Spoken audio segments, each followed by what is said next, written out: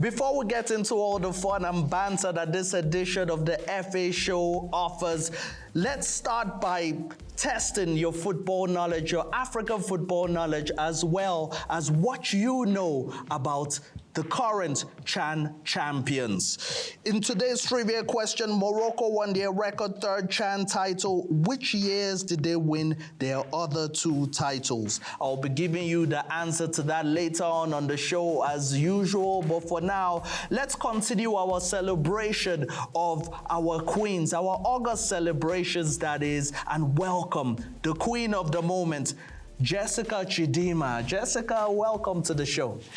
Thank you very much. Thank you for having me. I thought you were going to introduce me in, Pidgin, but it's okay. Maybe next time. Jessica, big wahala day in the COSAFA region. That's why I couldn't get into all your aliases. Yeah. Mamelodi Sundowns shocked us all for all the wrong reasons. Did they, though? I spoke about this a couple of weeks ago, and I spoke vocally about the worry that personally I had, and maybe a couple of fans also had, in terms of bringing in a new coach who's never really coached ladies team onto continental football. We know what this means for Mamelodi Sundowns, because in every single edition they've been a dominant side in the COSAFA region. And you're not just bringing in a new coach, you're bringing a new coach with new players.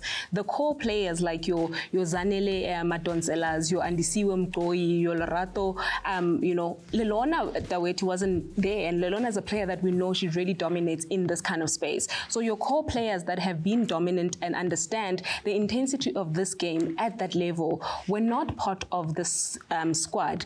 Instead, there were new players who absolutely deserve the opportunity. However, they were not given enough time in terms of preparing and making sure that they do align at the same pace, at the same standard, at the same level of the kind of football that Mamelodi Sundowns plays. So the coach comes in with a different formation than what Coach Jerry Chabalala used to play, comes in and he's given new legs to play with. So I think the time was really not on their side. And not just that, I feel like whatever advantage Mamelodi Sundowns could have played with, they didn't.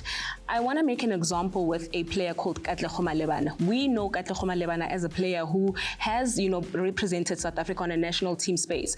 She's played the under-15 CAF schools tournament up against majority of some of the players that were representing their nations at COSAFA. As a coach, you would think that a player that has, that kind of experience and knows those players, their strengths and their weaknesses, it's almost like you having a player from Mamelodi Sundowns goes to Pirates. Chances are when those teams are playing against each other, you will play that player because he knows the strength and the weaknesses of the opposition. I think the coach could have really taken a risk with Kat Malebana and some of the younger players. Why? Because young players come with endurance, they come with pace. What we witnessed, in as much as the other teams were not very clinical in terms of their decision making and all of that, one thing that we can give to them was the stamina that they had. They had pace. They never had moments where they were running out of endurance. And I think younger players can give you that from start to finish.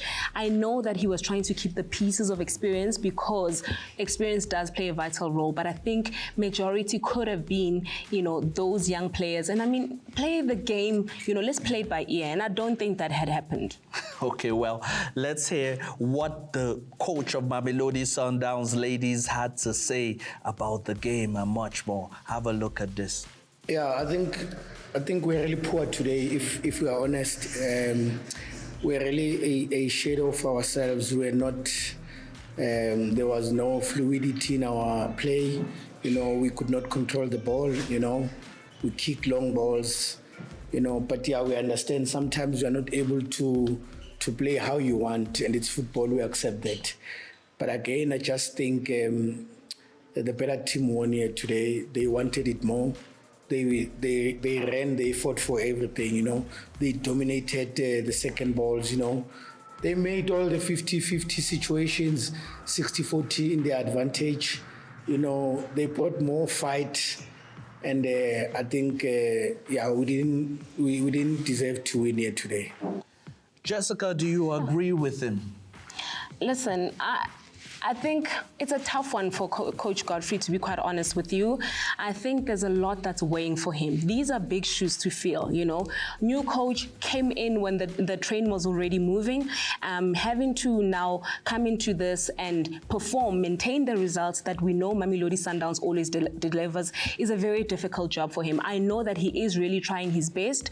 I don't really agree with certain things that he's mentioned because I think for me is talking about how, you know, we tried to defend and we didn't try, let's be honest. We really didn't try. And it's not only showing on continental football, but it's also showing on club level.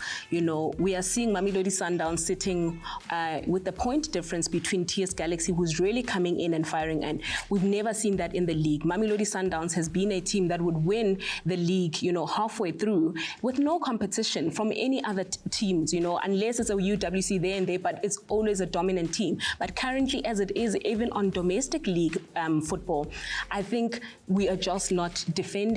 And he is right by saying, you know, the best teams won because they really came to show that they deserve to be winners. So we need to be more patient with the coach. That's what you've said. Hey, there's no time to be patient at Sundowns, guys. We just know there isn't time for patience. All the best to him, though. Now, definitely we can't take it away from the champions, the current champions, the Gaborone United. Whew.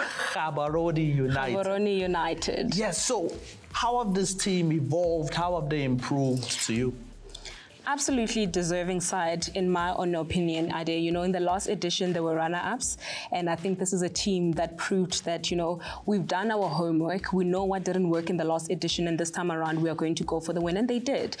Looking at the investment as well in the team, I think Nicholas has really put in a lot of time, a lot of effort in making sure that both sides do perform.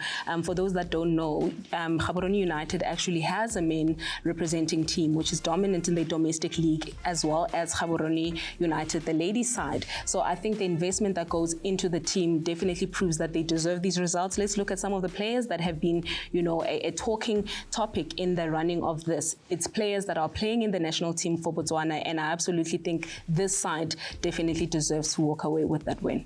Thank you so much, Jess, for sharing your insights with us.